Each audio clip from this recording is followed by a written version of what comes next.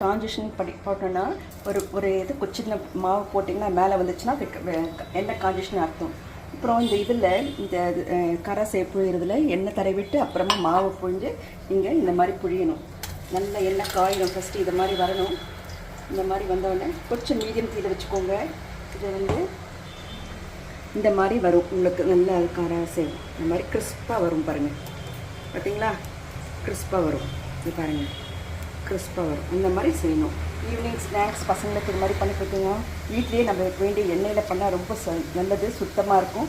இதுக்கு ஒரு கப்பு கடலை மாவுனா ஒரு அரை கப்பு பச்சை அரிசி மாவு. அதுக்கப்புறம் அதில் கொஞ்சோண்டு மிளகுத்தூள், கொஞ்சம் காரத்தூள், உப்பு, பெருங்காயத்தூள் எல்லாம் போட்டு நான் இந்த மாதிரி மாவை இந்த மாதிரி நல்லா பிசைஞ்சு வச்சுருக்கேன். கரெக்டாக பிசையணும். இது உள்ளே போகிற மாதிரி ரொம்ப தண்ணியாக இருக்கக்கூடாது, ரொம்ப திக்காக இருக்கக்கூடாது. இந்த மாதிரி கரை உங்களுக்கு இந்த மாதிரி கிறிஸ்பாக வரும்.